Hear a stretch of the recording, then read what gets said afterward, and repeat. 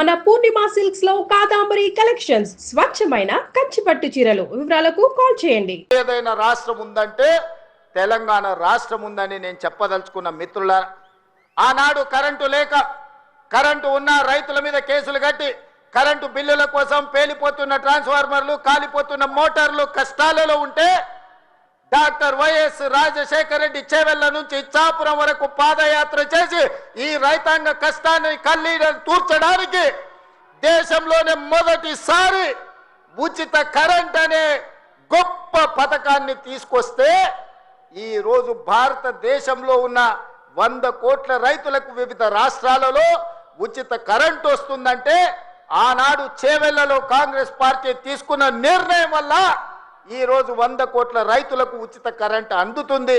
ఆ పథకాన్ని తీసుకొచ్చింది కాంగ్రెస్ పార్టీ కాదా? ఒక్కసారి ఆలోచన చేయండి మిత్రులారా. ఉచిత కరెంటే కావచ్చు, కనీస మద్దతు ధరే కావచ్చు, 500 రూపాయల బోనసే కాదు, అప్పుల్లో మునిగిపోయి ఆత్మహత్యలకు పాల్పడుతున్న రైతుల కోసం రైతు రుణమాఫీ చేయాలన్న ఆలోచనతోని ఆనాడు డాక్టర్ మన్మోహన్ సింగ్ గారు ఒక్క కలం పొడితో 72,000 కోట్ల రూపాయల రైతు రుణమాఫీ చేసి దేశం మొత్తం మీద రైతులను రుణ విముక్తులు చేసిన చరిత్ర ఆనాటిదైతే, ఈనాటి ప్రజాపాలనలో ప్రతి రైతుకు 2 లక్షల రూపాయల వరకు రుణమాఫీ చేస్తామని ఆనాడు నేను సమ్మక్క సారలమ్మ సాక్షిగా ములుగు నియోజకవర్గం నుంచి పాదయాత్ర మొదలు పెడితే మా మిత్రుడు ఉప ముఖ్యమంత్రి వర్యులు బట్టి విక్రమార్క గారు బోధు శాసనసభ నియోజకవర్గం ఆదిలాబాదులో నుంచి ఖమ్మం వరకు పాదయాత్ర చేసినప్పుడు 2 లక్షల రూపాయల రుణమాఫీ చేస్తామని మాటిచ్చి నేను మా మిత్రుడు బట్టి విక్రమార్క గారు తెలంగాణ రైతాంగానికి మాట ఇస్తే సంవత్సరం తిరిగే లోపలనే 25,35,000 మంది రైతులకు 21,000 కోట్ల రూపాయల రైతు రుణమాఫీ చేసి రైతులను రుణ విముక్తులను చేసిన చరిత్ర ప్రజాపాలన కాంగ్రెస్ పార్టీది. ఈ రోజు దేశానికే మనం ఆదర్శంగా నిలబడ్డాం మిత్రులారా. ఇవాళ ఆనాడు చెప్పిన మాటలు కాదు, చెప్పినవే అదే విధంగా ఈనాడు రైతు భరోసా పథకం 9 రోజుల్లో 9,000 కోట్ల రూపాయలు పోయినసారి రైతు ఖాతాలో వేసి తుమ్మల నాగేశ్వరరావు గారి అధ్యక్షతన రైతులకు రైతు భరోసా వేసినాం. ఈనాడు కూడా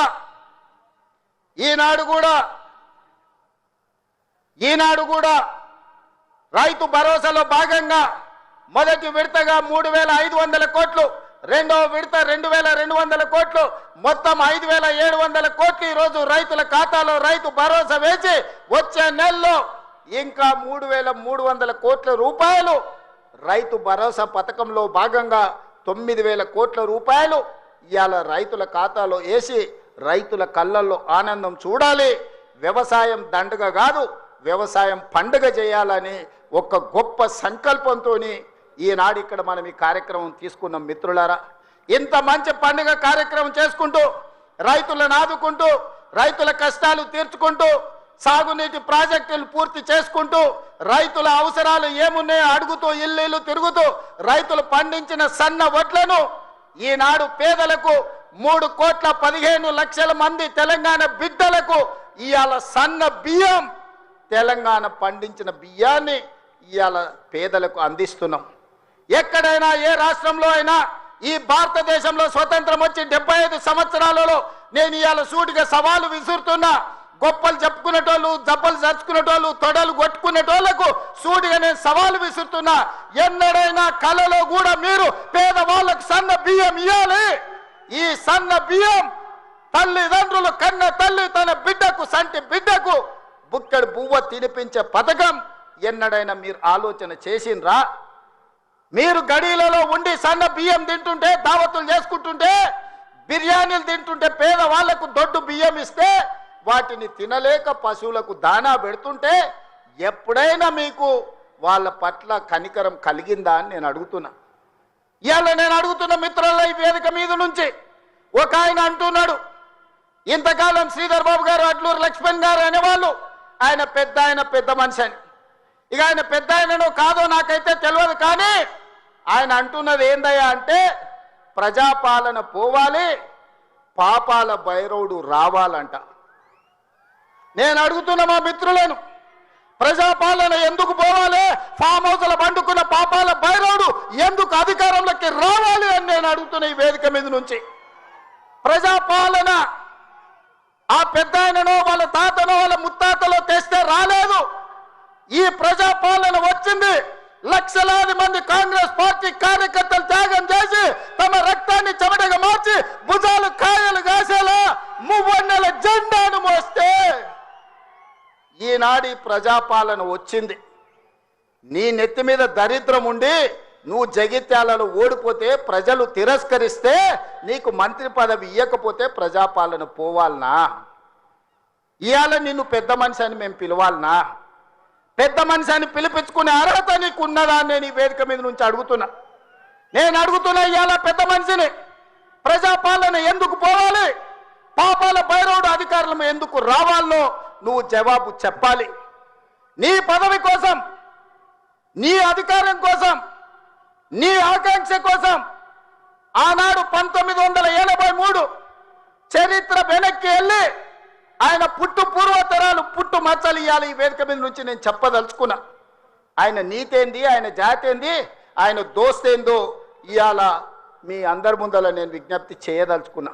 మిత్రులారా, 1983లో తుమ్మల నాగేశ్వరరావు గారు సజీవ సాక్షి.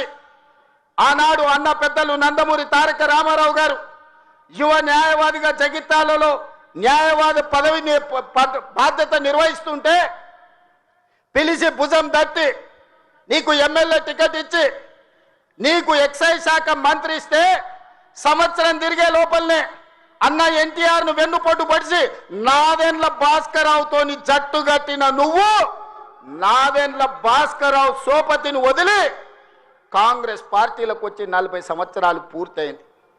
నేను అడుగుతున్నా పెద్ద మనిషిని, ఈ 40 ఏళ్ళు జగిత్యాల నియోజకవర్గమే కాదు కరీంనగర్ జిల్లాలో ప్రతి కాంగ్రెస్ పార్టీ కార్యకర్త 14 ఎన్నికల్లో 11 సార్లు ఎమ్మెల్యే, 3 సార్లు ఎంపీ, 1 సారి ఎమ్మెల్సీ, 14-15 సార్లు బీఫామ్ ఇస్తే దుఃఖాన్ని దిగముంగుకొని ఎన్టీఆర్ను వెన్నుపోటు పడిచిన నిన్ను, నాదెండ్ల భాస్కరరావు అనుచరుడైన నిన్ను ఎమ్మెల్యేగా, ఎంపీగా, ఎమ్మెల్సీగా ఏ ఎన్నికల్లో పోటీ చేసినా వేలాది మంది కాంగ్రెస్ పార్టీ కార్యకర్తలు నిన్ను భుజాల మీద మోసిన మాట నిజం కాదా?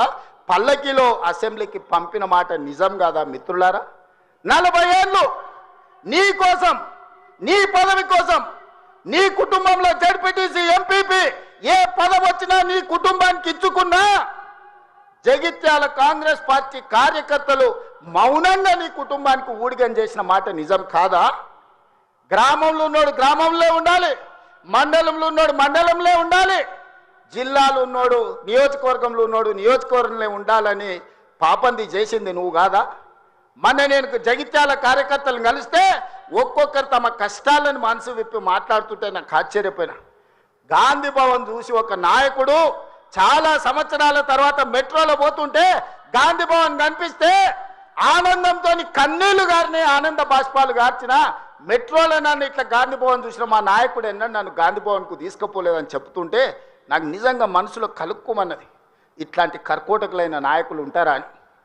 అలాంటి నాయకుని కూడా జగిత్యాల ప్రజలు 14 సార్లు బీమా ఇస్తే ఎన్నో సార్లు ఓడిపోయినా వదలకుంటేనే ఆయన వెనకాల నిలబడి, ఆయన అండగా నిలబడి ఆయన భుజాల మీద మోస్తే ఒక్క ఏడాది పదవి లేకపోతే మీ గుండెల మీద దాన్ని మిమ్మల్ని మోసం చేసి పారిపోతాడా అని నేను అడుగుతున్న మిత్రులారా. ఇది న్యాయమా? ఇదేనా నీ జాతి, నీ నీతి? ఈ వయసులో నువ్వు 40 ఏళ్ళు నీ జెండా మోసి నిన్ను మోసిన కార్యకర్తల గుండెల మీద దాన్ని మోసం చేసి శత్రువు సంతను చేరుతావా? శత్రువు సంకలు చేరి ప్రజాపాలన పోవాలంటవా?